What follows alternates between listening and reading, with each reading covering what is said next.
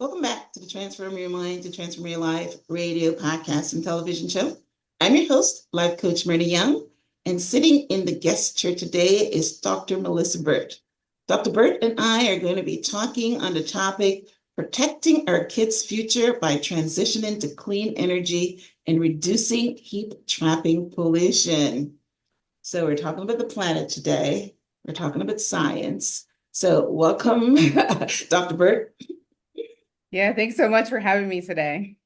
You're very welcome. All right. So this is new information for you guys. So I'm glad to be able to highlight and showcase this work. So let me give you a brief introduction.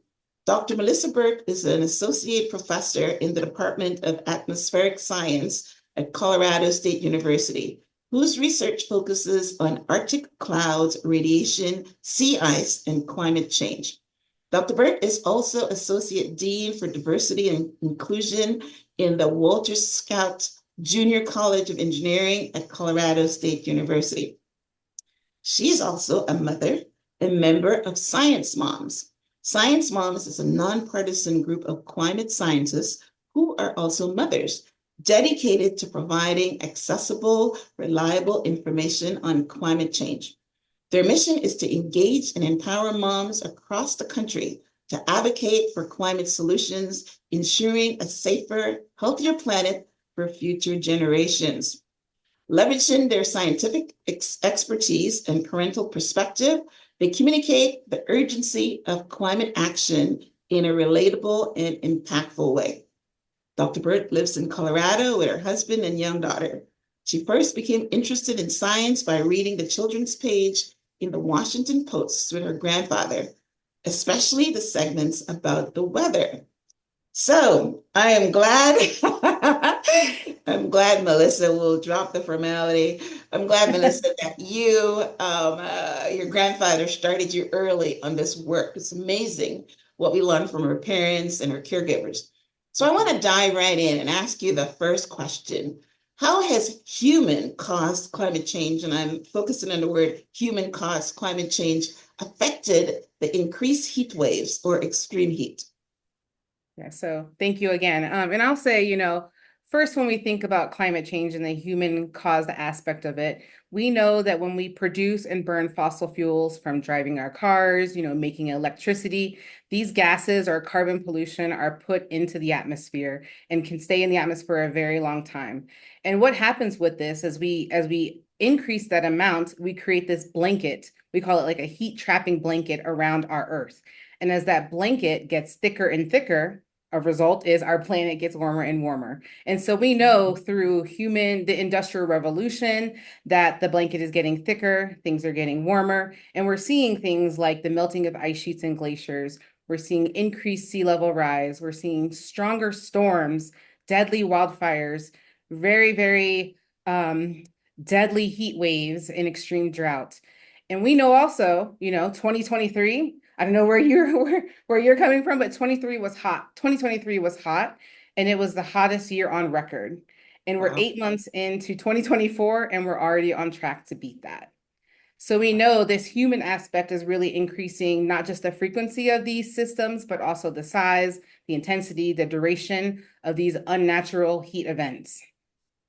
Yeah, well, I live in Florida, so I'm the recipient of these storms, and every year they are getting worse and worse. In fact, I'll even go deeper. I live in Fort Myers, and Right. Fort Myers had one of the most deadliest storms. Well, then, yeah, deadly, killed a few people, but I mean catastrophic, where it just wiped out a whole city, Yeah. and I'm not too far from the beach, and I got flooded and all that. Didn't get any damage, but the beach is gone. And that is from these storms. And we already had one, it was only a category one. We already had one already this year. So I am aware of the storms, and I think the storms comes because the ocean is heating up, right? Right, So right. what are we doing to heat up the ocean? I mean, is this part of that blanket?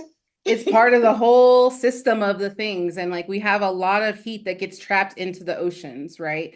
And so Mm, that's part of this, the heat blanket that happens, but also just the continued nature of the increase based off of human activity. And I think what we'll note also is that, you were speaking directly about the hurricanes that come through in Florida and on the East Coast, but we also know that extreme heat is one of the deadliest forms of extreme weather, specifically here in the mm, United States and even across the whole world. It's more deadlier than hurricanes and floods combined, also more really? deadlier than tornadoes and even just extreme cold. So I think the thing that people oftentimes are not realizing about all of this is that extreme heat is a part of the extreme weather that we're seeing and how that has a big impact because of these unnatural aspects of human caused climate change. Yeah, the heat thing. I mean, I know that you're in this space, so you know of it. I was reading something just maybe a couple months ago where there's so many Muslims, not Muslims, well, I guess they're Muslims, but they were going to Mecca, and hundreds of them died because they're all covered up, and it was 120-degree weather, and a lot of them died. And I have seen, several places where it's listed in the United States the hottest day on record, so definitely I'm seeing that.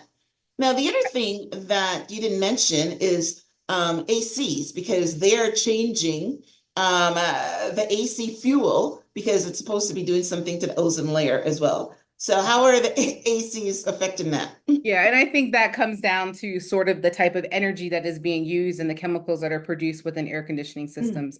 And so mm, this is why there's lots of conversations as to can we move to more electric? So can we swap out some of those carbon polluting aspects and making them more electric, right? That's something that helps to create more clean energy within the system. I think the other piece, and you spoke about the individuals who go to Mecca, I think, a lot of people are really vulnerable to heat related illnesses, specifically people if you're young children or even just the elderly. And so I think that yeah. brings us back to like why we need to do something about, these unnatural disasters so that we can get a greater hold, but also to be able to protect the future, not only for our kids, but also for the generations to come.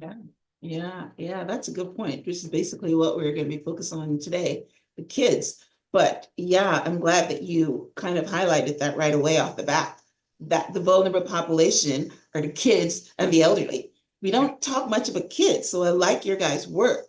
We always talk about the elderly because you're seeing them talk about the elderly people that can't handle the heat and the nursing homes and these type of things, but nobody focuses on the kids. So that's pretty good. Now, you were just talking about pollution, and one of the things that Science Moms says is that we can reduce pollution by just 10%. Now, if we can reduce pollution by just 10%, we can end climate change before it's too late for our kids. So, what can we do to reduce our pollution by 10%? Yeah. So, I mean, I think we even want to do more than 10% ultimately. Okay. But I think what it comes down to is that, we as humans, created these problems, and we as humans need to work together to create the solutions for that. And so, as science moms, we've really come together to sort of lead that charge. Moms, I don't know how many of your audiences are parents or mothers. Like the thing that you do as a Tons. mother is that you protect your child's future, right? Like Right, you right. care about them and you will do whatever you can do to protect their future. And I think this climate aspect is part of that. So when it comes to reducing our carbon polluting items, if that's for, driving around in your cars and swapping out, a gas car for an electric car, or for those of you in homes where you can change your devices that you have, swapping out your gas stoves for electric stoves or things that you can do. You can even think about that from, weatherizing your home in a good way that will help to keep in some of the energy. You can even think about ways in which you can sort of just start the conversation. I think the biggest thing that happens with people is that they don't know what they can do. And there's individual things that we can do. We've all heard about changing our light bulbs to LED, right? We've all heard about Mhm. maybe changing our transport, right? If it's biking, if it's busing, if it's whatever you need to do to get to where you need to go. I think the more that people can understand, here's how I can play a role in this, as one aspect that helps in the reducing of our emissions. But I think the bigger goal is that this is a global issue. So individual action is helpful, but collective action is where we really need to be. And so really coming together, and I think all of your listeners knowing that we can come together and actually make a difference. And a part of the way that we can do that is by having a conversation like we're doing today, right? And the Yeah, more that we can get people to talk about it, the better. that's great. As you were talking, I remember you saying transportation, which is the big one, Yeah. right? Um, the government is giving credits to for electric cars, and a lot of people are moving over to the electric cars. So that's one way. But something just popped into my head when you were talking. I'm thinking of carpooling. They have a lane on the highway so that you can go quicker if you're carpooling. And I'm almost sure that the purpose of that was so that there's less cars on the road. Now, we didn't think about pollution. We're just thinking of traffic jams. You know what I mean? But yeah, Yeah. traffic jams, all that exhaust fumes is going up to pollution. Yeah, Um, so it's a twofer at that point. It's helping traffic, but it's right. also seeking about ways in which we can reduce the carbon pollution that's out there by, coming together, carpooling together, whatever it may be. Yeah. Now, I didn't know about the light bulb situation. So, what you're saying is that a normal light bulb is contributing to pollution? Tell us Well, about it's contributing to just energy, like increased energy, right? And if oh, you do LED light bulbs, they're more efficient. And so ah, the less energy that we can put out there, the better that it is. So it's not okay, specifically connected in that carbon way, but it is part of the ways in which we can take okay. action. Well, listen, everybody can do that. That's simple. That's like an easy check right there. Yeah, everybody can do that. Those LED bulbs last 5 years, so why not? Right. Right? Yeah, why not? So that's amazing. All right, now we're talking a lot about, changing out our cars from gas and our electric stoves from gas, I mean, or gas stoves to electric. So if the whole world was to do that, would that make us 100% clean energy? Is it possible to go there? Well, I think we need a little bit more than that, but yes, I think Okay. there's been a lot of research that has shown that if we take the steps, we can be 100% clean. And I think that comes from a combination of things like solar energy, wind energy, even at times like nuclear energy, people talk about as a way in which we can move the needle to make it the steps towards becoming 100% clean. I think we also need the infrastructure in place to be able to make that happen. And I'll say, here in the United States, we are one country, but again, this is a global issue. And a Mhm. lot of people in outside of the United States didn't really contribute to this climate problem, right? And so I think there's ways in which we all can come together to again solve that global issue. But we do need the infrastructure in stake. We need the energy systems in stake. We need all of the pieces to come together to make it happen. But I think that there's a way, and I feel like I have hope that we can actually do that. You can get there, right? Yeah. Wow, probably not in our lifetimes. Yes, in our lifetime, we can make it happen. We can. All right, okay, that's We can make it positive. happen. Yeah, yeah. I do know that the government is on board. And, again, these things have like a two for one thing because I think they're on board, with this kind of energy. You talked about wind energy and you talked about solar energy. And I think that the government is on board for that because they don't want to be dependent on the Middle East for oil. But, it's a two for one thing where you don't have to depend on oil and you're also having clean energy. So that's a good thing. Right. Yeah, and I think the other thing that I like to think about, and when I tell people, you really need the biggest thing that we can do is talk about the issue and talk about the issue on many different levels. So even in your local communities, you can start to instigate and ask questions within your local government to say, hey, what are the things that you're doing to make this city more sustainable, right? Here are the things at a state level, like, instigate your governor a little bit. Like, what are the things in what you're doing to help make changes in that? And really to think about it at the national level as well. So if we can really take the steps to talk with our elected officials at the local, state, national levels, that's the way in which we're going to see the change that we want to see so that it happens within our lifetime, Erna, but also our children's lifetimes as Yeah, well. yeah, yeah. again, I said I live in Florida, and I wasn't even aware of it until I was reading an article. But maybe 15 minutes away from me is a community that is 100% solar energy. Can you believe Oh, that? yeah, that's 100%. awesome. Yeah, so I mean, they're taking baby steps. Like it's the only community in Florida, I would think. But it's a first step. All right, so let's bring our conversation back to the kids. So tell us a story about how a natural heat has changed kids today. Yeah, that's a big one. I think, we've seen all across this country how this unnatural heat or these heat waves are having real impacts on lives and families across the country. We have actually a really nice video within Science Moms that's called The Active Man that really speaks to how extreme weather, but even just heat in general, is having real impacts on people's day-to-day lives. They're postponing their summer trips. They may even be postponing their fall trips at this point, right? It's so hot everywhere we are. I think, camps are having to close, summer festivals and concerts are being canceled. I think a lot about, during the pandemic, right? In the town that I live in, we had the pandemic going on. We had a wildfire that was happening in late August of that year. It was so hot.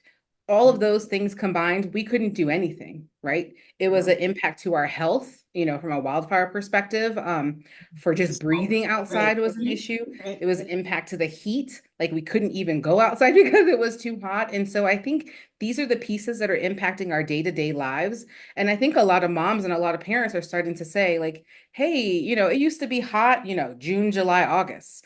Now Right. it's hot June, July, August, September, October, November, right? I mean, you're in Florida, it's hot all the time. Yeah, But right. Yes. but I will say, like in many other places, though, it's just like this is what we're living through, and this is sort of the intersection and the crossroads in which we are. And I think there's a way in which we can make this change. And we have to do that as a collective piece together, right? To really work through the issues and have global action and to really work towards like decreasing those emissions and decreasing the carbon pollution that we're putting out there. So I just Yeah. think about the story of even just my own child, during Mhm. this time and saying, "Oh, mom, what are we going to do about this? Hey, you're a climate scientist. You should be doing something about this, right?" And I'm Really? like, "I'm That's trying. smart. We're trying. All of us are trying." So I Mhm. think it's really just sort of breaking through and like I feel like a broken record in saying this, but I think it's really about having that conversation and not just talking with you, Myrna, but also talking with your neighbor and talking at your school or talking at your church or talking wherever you go to really get people to see that this is an important problem that's not only impacting people like over there, but it's really Mhm. impacting people, the communities, and the places in which we love. Yeah, as you were talking, I remember two things. One, right, I live in Florida and it's hot here all the time. But my mom or my family is still in Toronto, Canada, and it's hot there now too, right? And just yesterday, my daughter, I have an 18-month-old granddaughter, and my daughter went out to this kind of festival, and she's in Washington. And she tells me, oh my gosh, it was so hot. We couldn't stay there very long. I mean, we're standing in line for lemonade and it's so hot. But that's what everybody is saying. So they Yeah, couldn't really enjoy it, right? right. And because it was too hot. Now, I don't know how much hot was, but I mean, I, hot is relative, but I'll just say, and I think, that's right. Yes. when we Mhm. see this on record, right? Like as I was saying, 2023 was the hottest year that we had on record. Even Mhm. just increasing the number of days by like 1, 3, 5, 10, that has a very, very big impact on just the overall temperature of the whole planet, right? So the more and more heat days that we have, we see that it has many different impacts. I even think about, I got an email this morning from my daughter's school that was like, here's what we're going to plan to do because of school closures because of heat, You're right? kidding. That's new. We didn't Wow. get emails that said, here's what we're going to do for school closures, right? But now we're Wow. getting school closure emails related to heat. And here's the plan on what we're going to do to be able to mitigate that. Yeah, yeah, that is true. You brought up a good point earlier about, summer is the time when, parents want to take their kids camping, want to take their kids to the zoo, and those type of things. And now they're saying, oh my God, I remember. um, uh, loving to go to Disney World, but Yeah. Disney World is in Florida. Yeah. And you don't want to be walking around Disney World in 100-degree weather. Yeah. But, people would say, okay, well, that's Florida. But you're right. No, it's happening all over the country, right? And Yeah. Colorado, you guys are mountainous and probably have cool temperature, but um, uh, think of the people in Arizona. I mean, Right. I remember going to Vegas and can't go outside because Right. that is hot. Yeah, and I think, Yes. in Colorado, like I think, well, there's a little bit of a misnomer about Colorado. We have the plains, we have the mountains, and we even have like close to the desert. We're a very semi-arid community. And I think Okay. we even experience the heat in that way. So I can only imagine like my friends in Arizona and Vegas, as Yeah. you were saying, like, Yeah. they have to go out probably at 5 o'clock in the morning if they want to have playtime outside because it's too hot. It's too So hot. it's just Yes. a Hmm. big problem that we really need to take the time to really solve. And, not everyone has air conditioning. So what do you do about that? And you even No. see in local communities, like, Yes. pop-up shelters for Yes. heat. And those pop-up shelters, maybe they need to no longer be pop-up and they need to be stand Yes. like brick and mortar, right? Yes. It's true. A lot of the old age, facilities or poor kids don't have. Again, Right. we're going to those extreme populations, but heat affects everyone. Yep. But, it affects, the young and old, disproportionately. But yeah, kids that are poor and their parents don't have air conditioning, or, elders in nursing homes, or my mom lives in an old age facility. She's in Canada, but she doesn't have Mhm. air conditioning in that building. You Yeah. know what I mean? So we had to buy her a portable one because it's much too hot in there. This is Toronto. And the Yeah. reason the building doesn't have AC is because traditionally Toronto is only hot two months of the year. Honestly, Historically, when it's I lived there, changed. Yeah. September, it was cold. You Yeah. got July and August, you know what I mean? But no longer. They're hot. So, all Yeah, and right. I think if people sit and think about that, you're like, well, I Mhm. remember when I was a kid, it was like this, right? And how has Yes. that changed now? Yeah, exactly. You can actually see the difference, right? That's in one lifetime. That's in one life. Yes, being a child and being a mother, right? You can see the difference. Okay. So Yeah. how has being a mom shaped your views on climate change? And um, uh, is being a mom the reason that you joined Science Moms? Because you're already a scientist. Yeah, I was already a scientist before becoming a mom. I guess I'll say two things. A story of like I have been in this field as an atmospheric scientist for, I don't know, like about 20 years now, I guess, at this point. And I studied the Arctic and the polar north. And the Arctic has been changing for decades, right? And I was aware of that and I knew it was a big problem. And I've met people who live in the Arctic regions, right, in Alaska, and who have had to have a shift in their livelihood because of climate change. Now I think, and I was like, oh, that's a problem. I know it's a problem. There's something that will happen and we'll solve it. But I think when I became a mom, I think I saw things a little bit differently because it was like, what is the planet that's going to be here for my daughter and my daughter's kids and my daughter's grandkids, right? And like, Mhm. is this the planet that we want them to have? Yes, the planet will be here, but is it like habitable in the way that we want it to be?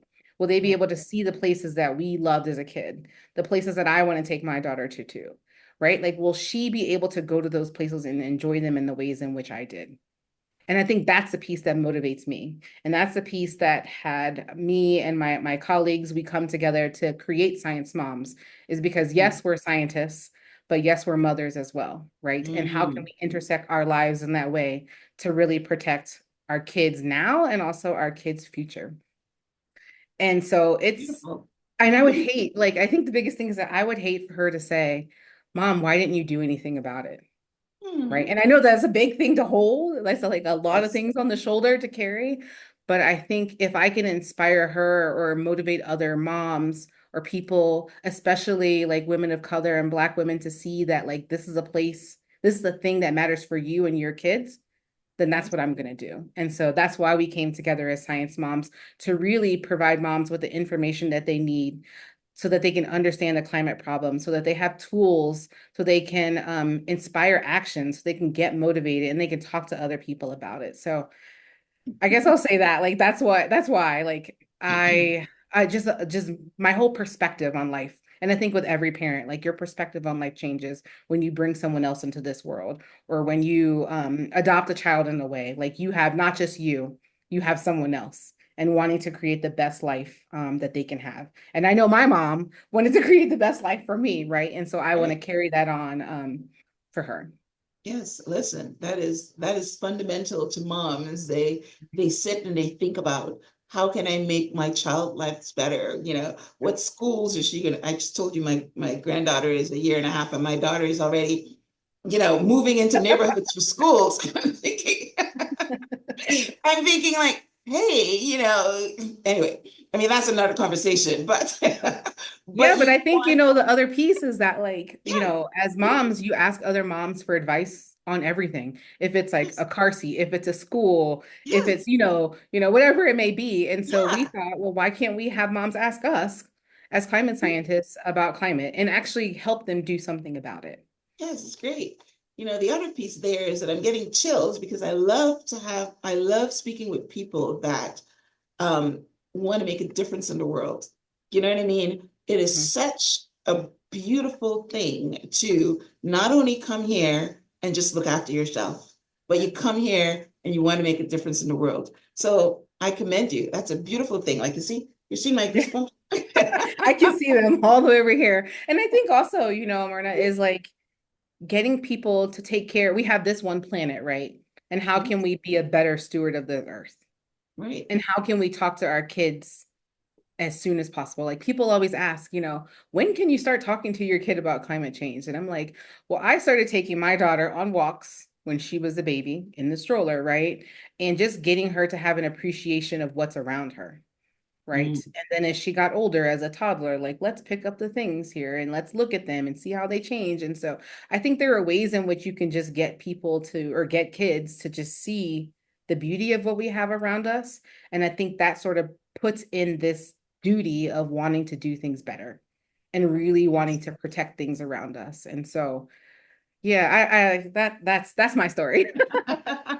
And as you were talking, what popped into my head is that I hope that, science teachers are listening because they can have these little science projects Mhm. to what can we do to make, the planet better. So now I'm thinking it's a tall order because I can't think of anything right now about what kids can do in school projects.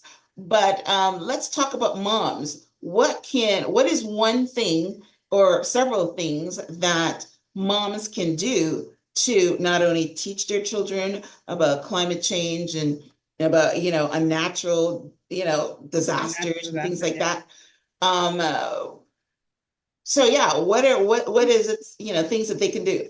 Lots of things. Well, number one, you can read books with your kids. I think a lot of parents are also hesitant because they want to have all the answers. And I say, let's use this as an opportunity to learn together, Mhm. right? So you can start, getting books from the library and reading about, the earth, about climate change. We have some great videos on sciencemoms.com that really help parents get motivated where they can learn about climate videos and help them sort of inspire action. We have lists of books that you can read, games that kids can play to really just get them in that mindset to think about just science in general, but also to understand climate and weather and all of those things. I would say, as for parents, like I'm on the PTO, the parent teacher organization at my daughter's school. And so I'm talking with the principal about what are we doing as a school district, right? From a Mhm. sustainability perspective, are we having clean energy buses or are we still using those diesel buses? Right. So I think Wow. as parents, there's many different ways you can talk to your kids, but I think the even greater thing that you can do is talk to one another as parents, right? If it's at your, your book club, if it's at your, school event, if it's at your church event, whatever it may be, just to have a conversation and just really to learn together. I don't think we need, like, people don't have to be climate scientists to actually want to do something about climate, right? So you Right. just need to take the time to even just educate yourself. And we have a lot of different resources on our website, sciencemoms.com, or even through our Instagram channels that can really help educate moms, parents, children, whoever about what the climate issue is all about. Right. That's good. So as we're, as we're I'm thinking of all the things that people can do individually, we can change our gas stoves. It's funny. That's coming back because I I've know. gone to see some new developments. I mean, new houses, and they've got these pretty gas stoves. They're like really pretty. I'm thinking, when is gas coming back? I'm thinking it's very dangerous. I mean, those things could poof very quickly. Yeah. So I never liked gas stuff, but it's coming back. But yeah, you can have the conscious awareness that that's bad. Not only is it dangerous, but it's bad for the climate. Change your car out. My son just bought an EV car. I still have a gas car, but my son just bought one, and he's bragging about, hey, Mom, I just plug it in at night, and I don't have to use any gas. Yep, I got one myself. So Yeah. that's the thing. I think so. Here's like what I would say if for anybody that's out there and that there's listening, here are the things that you can do to make a difference. I think the first, as we were just saying, to swap out those things that are more carbon polluting. If it's related to your ovens, if it's related to how you cool your house or how you even warm your house. Think about changing those stoves. I think the other thing that you can do is share information, right? Motivate others by sharing facts, the reason that you're concerned and the solutions that are out there related to climate change. And really, by having these conversations, it gets people to think about the actions and the things that they can do. And then the third thing is really just to speak up and to ask your elected leaders, again, at all levels, from the city council to Congress, like what are their plans and their actions to fight climate change? And I think most elected officials, if they get something from a constituent within their space, they want to respond to it because they need that vote, right? And so really, if you can do those things to speak up about the issue and why it matters to you and why you want to ensure that your kids have a healthy future, that's the way in which we're going to make things happen. So it's simple. It's swap, it's share, it's speak up. Love it, love it, love it. Now that's direction, listeners. That is direction. Keep your eyes on the prize because you Yes. want to have a planet for your kids and their kids, and right. So that's And awesome. in our lifetime. In our lifetime, right? Yes, yes. Because I already negated that, so let's bring it back. So let's bring it back. Now, you said something just now that I find interesting. You talked about school buses that are diesel. Is there any kind of directive to make buses electric I on the think it horizon? depends on your state. There are different rules that are there, or different legislation from a state to state perspective. I think some states, specifically here in Colorado, they're working towards making most of the school buses more clean energy. We see them with our city buses, but they're really Nice. aiming to work towards the school buses as well to get them to be, energy electric at that point. That's beautiful. I've never, oh, it's not happening here, but but yeah, I mean, not yet, right? Hey, that's why Not we're yet. having this conversation. Never say We're never. creating awareness, right? That's Yeah. what we're doing here. We're creating Yeah. awareness. So that's great. You're saying from my mouth to the universe airs, right? Somebody's listening Yeah, that will someone's start listening, that and that's where directive. you just Good. ask the questions, right? You say, hey, what are we doing about this? Has anybody thought about that? Right? Just Right. by sort of instigating the conversations through, people sharing their concerns. Yes, that's beautiful. All right. Now, we talked about quite a bit of negative effects. I don't know if we missed any, but what are some negative effects of climate change that most people may not think about when they think of climate change? Did we miss anything? Or is there more? Let's see. There's of course more. I would say that climate change is having an impact on the places that we love. I'm from the East Coast. I love the beach. We're seeing changes in our beaches due to sea level rise. Mm, Because of that, we're also seeing changes to the diversity within the ocean, right? You can think about tourism, if it's from the fish, crab, the seafood industry is having a very big impact because of climate change.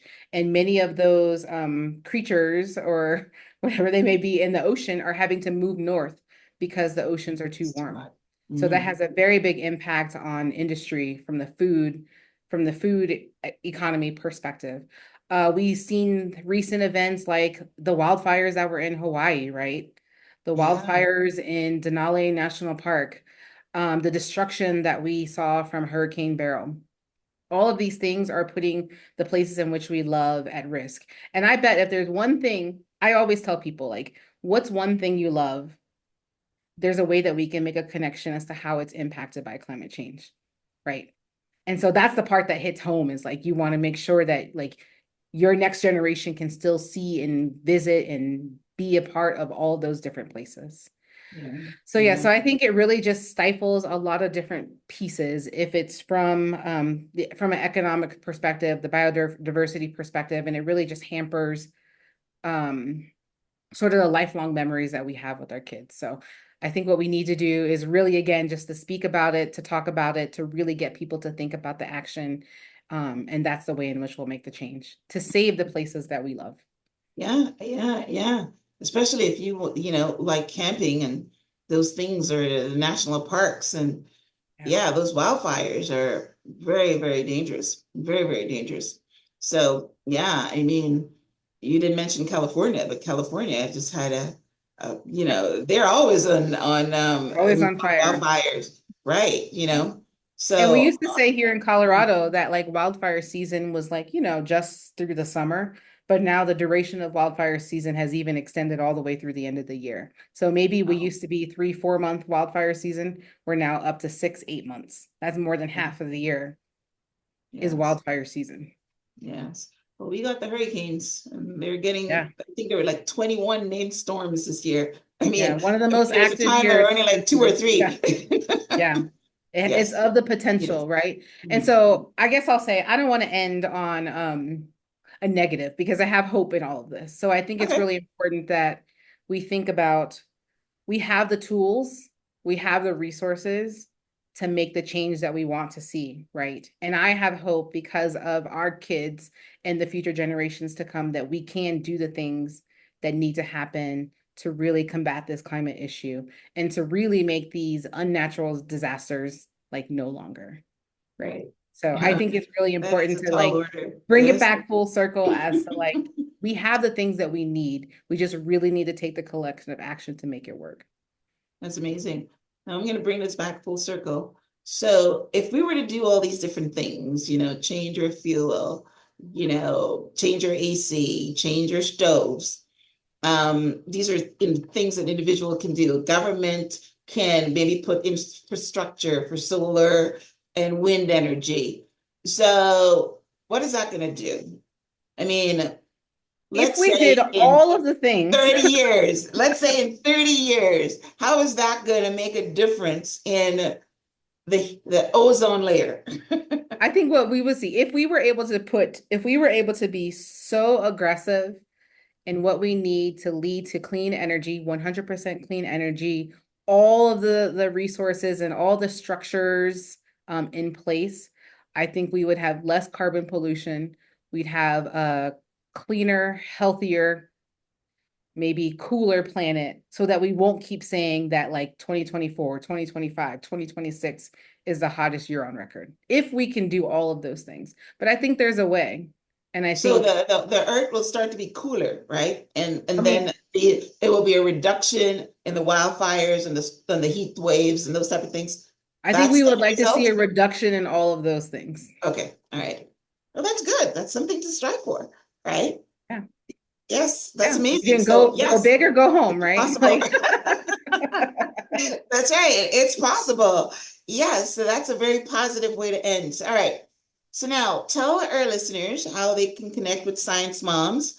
I mentioned what you guys um, is all about in the bio, but you can, mention it again and talk about, what your vision is and your purpose and what you guys do at Science Moms. yeah. So we are again a nonpartisan group of climate scientists and mothers who really are working towards providing other mothers, other parents, the information that they need to want to get motivated, to inspire action, and to really understand the issues as it relates to climate change so that they can work to create the best future and the best now for their kids.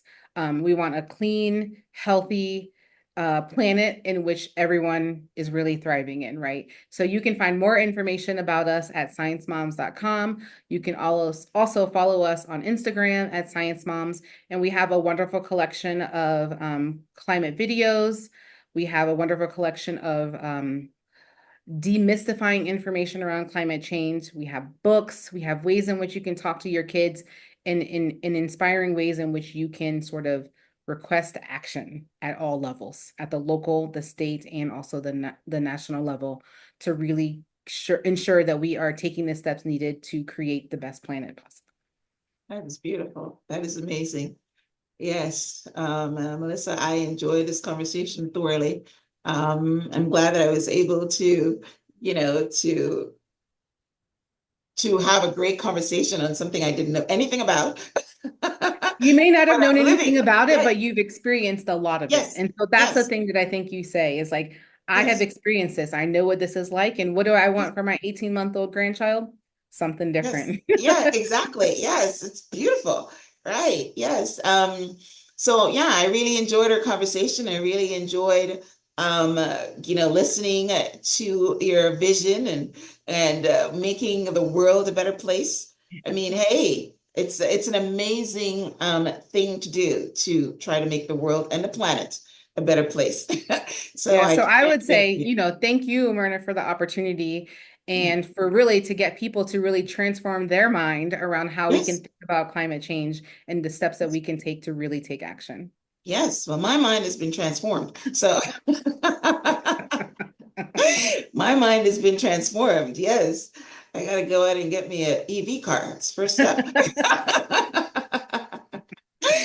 Yes, yes, awesome. All right, well, listen, guys, thanks for tuning in to this week's episode of Transform Your Mind to Transform Your Life. Here, we're talking about transforming the world, transforming the planet, transforming the lives of your children and yourselves by making a conscious effort to reduce the heat in the energy, in the ozone.